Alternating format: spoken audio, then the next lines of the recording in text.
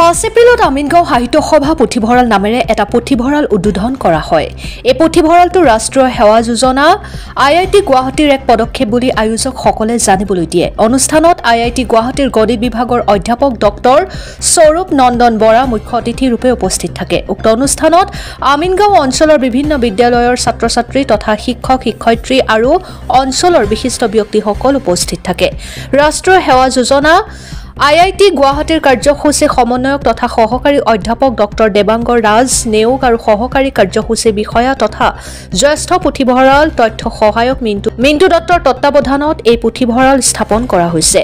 এই পুথিভঁৰালত স্কুলীয়া ছাত্ৰ-ছাত্ৰীসকলৰ বাবে প্ৰয়োজনীয় বিভিন্ন বিষয়ৰ কিতাপ আৰু গণিতৰ প্ৰহেলিকাৰ উপৰিও বয়সীয়াল ব্যক্তিসকলৰ বাবে বিভিন্ন গল্প, কবিতা আৰু উপন্যাস সংগ্ৰহ কৰা হৈছে। এই পুথিভঁৰালে আমিনগাঁও অঞ্চলত শিক্ষাৰ এক নতুন ধাৰাৰ সৃষ্টি কৰিব বুলি আশা কৰা হৈছে।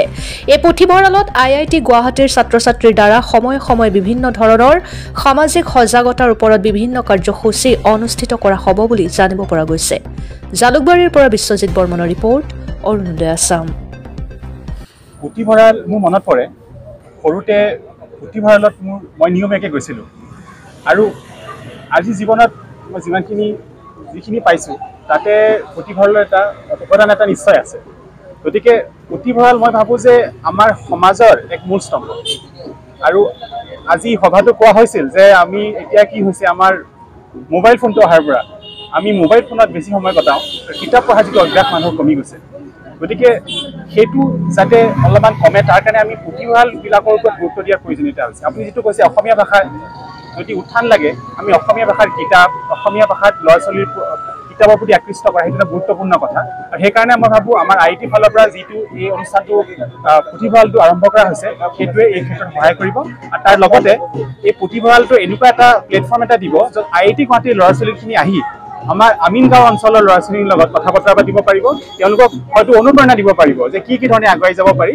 তো পুথিভঁৰালৰ লগতে এইটো এটা প্লেটফৰ্ম হিচাপেও আমি চাব পাৰোঁ য'ত IIT আৰু আমিনগাঁৱৰ আঞ্চলিক স্বৰ্ণশা সাহিত্য সভাৰ দুয়োটাৰ মাজত এটা যোগসূত্ৰ স্থাপন হৈছে।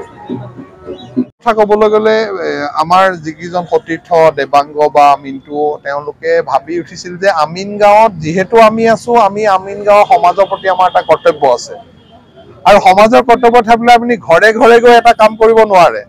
আপুনি সমজুৱাভাৱে কৰিবলৈ এনেকুৱা এটা কাম কৰিব লাগিব যাতে তাতে এটা অঞ্চলৰ যথেষ্ট সংখ্যক জনসংখ্যা তাৰ পৰা উপকৃত হয়। গতিকে এওঁলোকে আলোচনা কৰি ঠিক কৰিলে যে বিভিন্ন ধৰণৰ কাম কৰি আছে আমাৰ ৰাষ্ট্ৰীয় সেৱাত। তেওঁলোকে কৰিলে আমি যদি এটা পুথিভঁৰাল আমিনগাঁও অঞ্চলত প্ৰতিষ্ঠা কৰিব পাৰোঁ, তেতিয়াহ'লে ইয়াৰে যিখিনি সাধাৰণতে আমাৰ উপলক্ষ্য হয় যে আমি যিখিনি কম বয়সীয়া ল'ৰা-ছোৱালীখিনিক যাতে কিতাপৰ প্ৰতি আমি আকৃষ্ট কৰিব পাৰোঁ।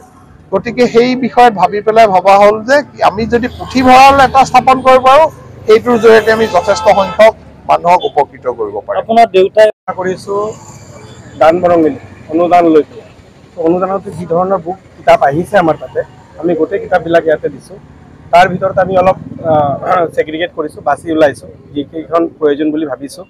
তাৰ ভিতৰতে ইয়াতে অসমীয়া প্ৰাধান্যতা আছে, তাৰ উপৰিও ইয়াতে ইংলিছৰ কিছুমান কিতাপ আছে আৰু হিন্দীৰ অলপমান কিতাপ আছে। তাৰ লগতে সৰু সৰু ল'ৰা-ছোৱালী ছাত্ৰ-ছাত্ৰীসকলৰ ব্ৰেইনৰ ডেভেলপমেণ্টৰ কাৰণে কিছুমান ক্ৰিয়েটিভ আৰ্টিষ্টিক বস্তু থাকে, সেইটো খেলাৰ মাধ্যমেৰে শিকিব পাৰে। সেই খেলৰ মাধ্যমে শিকিব পৰা বস্তু আমি বহুত দিছোঁ ইয়াতে। সেই গোটেই বস্তুবিলাক আমি অনুদানৰ হিচাপে পাইছিলোঁ আৰু সেই বস্তুবিলাক দি পেলাই আমি ইয়াতে ধুনীয়াকৈ লাইব্ৰেৰীখন আজি স্থাপনা কৰিছোঁ।